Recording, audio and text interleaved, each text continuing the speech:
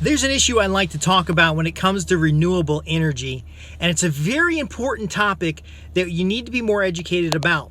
There's a lot of talk about solar energy, wind power, and hydroelectric power. Under the spectrum of renewable energy, that is only a small fraction of available renewable energy technologies, because there are actual methods that are derivative of that. So for example, hydroelectric via dam, hydroelectric in the ocean. When it comes to wind, there's different wind energies. We've been sold a bill of goods when it comes to solar power, for example, that has federal tax dollars behind it, that is causing the adoption of solar and the building of solar farms. And we're going to talk about that particular. I'm Justin Hitt with Prosperity Homestead. So we talk about the greatest and most effective use of your land usage that expresses the nature of the land, that enhances food security, and provides value to the community around the land itself. That tends to be the definition of agricultural land. Unfortunately, a lot of solar projects are consuming valuable farmland and doing so in a way that is harming communities. And we're going to talk about that.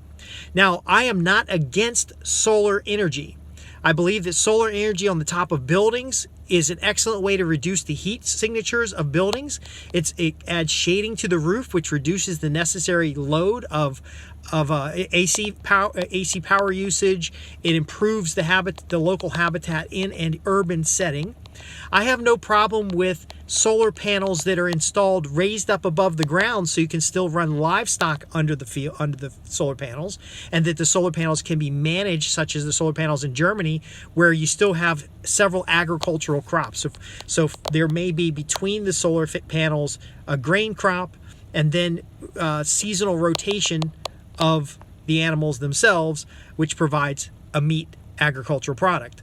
The problem is when big solar companies move into rural areas under LLCs and small investment companies in order to buy up premium agricultural land to then put in solar panels. So for example, they buy up 200 acres of land, they pay an outrageous price for the land, and then they use 20 acres for a solar farm and lock up the rest of the land.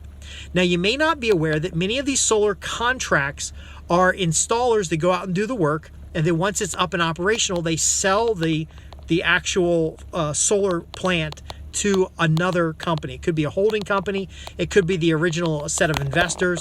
I used to work in mergers and acquisitions in my past life. I do risk management and business development. It's a great strategy, but again, my concern is not the structure they're using. It's the fact that they get federal subsidized grants to put cheap-ass panels out there that will be useless in 10 to 15 years. Now, they're going to promise you 25-year lives on the panels, but if you look at the facts, you'll know that in 5 to 10 years, the efficiency of the panel degrades.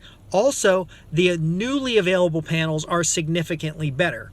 So they should design a system that has the expansion capability or growth capability. But again, this is like the mortgage ninja loans that they're going to just get the solar farm up and running and then flip it.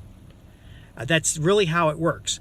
Now, not all companies do this. Many companies will install a solar power system, elevate it off the ground high enough to graze sheep or other types of animals underneath, panels far enough apart so that you can have like a silvopasture, where you can have cropping in between the panels themselves. And then ultimately they have a long-term contract on the maintenance of the panels so that they're maximizing efficiency, and then they have a clear written disposal plan, because we've seen in the news that all it takes is a big old hailstorm to destroy a bunch of panels and put a solar facility out of commission. Now, what are the alternatives? Well, the alternatives is using agricultural land and the sun in a different way. And this can be growing grass. It could be creating quail habitat. It could be creating silvopasture or agroforestry. It could be taking the solar energy from the sun, capturing nitrogen using nitrogen fixing plants, capturing carbon using carbaceous plants, and then under those plants in what we call a food forest have the several layers of agriculture. So for example, 2 layers might be the upper layer, which is the trees, the timber culture, and then we have underneath that goats, pigs, sheep. It just really depends on the type of trees. We can even have like Joel Salatin's model, where he has grass capturing carbon from the atmosphere, which is then eaten by cows, which is then processed in, the manures and stuff are processed by chickens and then followed by pigs. And then ultimately he's getting several layers of production on the same acreage. So this high quality farmland, instead of covering up with metal and glass, you now have an opportunity to set it up where you have an organic product that doesn't require as much labor. It doesn't require chemicals. It doesn't require a lot of the other factors. Even in the case where you may have kudzu or other invasive species, you can design animal systems in order to recover those lands and create a product. So the old school agricultural use of best value to the land is going to, if done right, you can't over farm it, you can't do deep tillage, you can't do a lot of these industrial farming techniques. But in a rural community such as Martinsville, Henry County, you can do regenerative agriculture. You can do silvopasture systems. Virginia Tech has some excellent materials on silvopasture. The Virginia Extension Office has things about alley cropping. Patrick County and Pittsylvania County has some beautiful erosion management. You might not know, but it's raining right now. We get 44 inches of rain. So we showed you in the earthworks programs, we showed you how to manage rainwater runoff. And if you're not aware, I'm a farm caretaker. My areas of expertise or management areas are erosion control, the land use and management, also the market farms, and now I'm learning the goat. So I'm moving towards the goat. And I work with a local place here called the Sustainable Homestead Institute. So you can look at agriculture land, and some people say, well, we're just going to cover it with solar panels, or we're going to cover it with a wind farm. And what ends up happening is you don't have the carbon capture that you can per square foot, because we're looking at square foot, by the way. When I talk about grass density, and I'm talking about management cycles on grass, we're at the square foot level. You're going to capture more carbon. You're going to have more, taking the dust out of the atmosphere, managing for wildfires, all of the things that are necessary. Now, you're not going to get federal grants for it, and the federal grants feed bad programs very often, but you're going to conserve that agricultural land, the natural beauty of that land. You're going to have a much better outcome because you'll be feeding people. And think about this from a energy cycle perspective.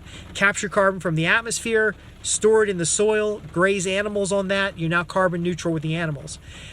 Instead of the animals going off to some factory farm somewhere or shipped halfway across the country to be processed, they're processed with a local small business. See, places like Martinsville, Henry County will now have, for every farm, at least one processing location to handle that capacity. Then what if that product is sold locally at the local farmer's market? Now you have a local business and a second income stream for the farmer because they can go down to the farmer's market and sell product as well. Now you have better quality of life for the people who live in the community, and they're more likely to stay here. They're more likely to enjoy here and start building that culture, which is smart land use decisions. Now, you cover the same land with solar panels. Everybody's going to have electricity. Everybody's going to be stuck inside their house. They're not going to have those communal places such as restaurants serving local food, such as wineries. This area has wonderful wineries. And I know I sound like I'm selling Martinsville, Henry County, but I've talked with some of the planning officials, some of the zoning officials, the inspectors here, and they're very open to making Henry County a better place to live. They're making smart decisions. Now they do have outside pressure with solar panels, for example, and they are losing prime farmland, just like a lot of the counties across the United States. But it takes the citizen to understand there are right ways of doing the solar panel installs. that preserve agriculture. There are urban spaces, public buildings, for example, that it's not as much money for the people installing the panels, but you can install panels on the roofs of buildings. You can install them on pavilions. You can install them in other places where you can still have the same distribution. But the agricultural land, for every farm that's out there, regional farm that's out there, you've got the farm taking care of their neighbors. You've got the farm products sold locally. You've got the value-added providers using local products in their restaurant or making cheeses or other healthy food. The city of Martinsville is a food desert. Imagine regenerative farms all around the city of Martinsville. Imagine small local agricultural selling at the local farmers market. Now, I'm seeing successes in Patrick County. I'm seeing successes in Pittsylvania County. I'm seeing successes in the region that we are copying and modeling. That, again, is why we're doing the podcast and why we're showing you the videos, is because any of these things you can cookie cutter.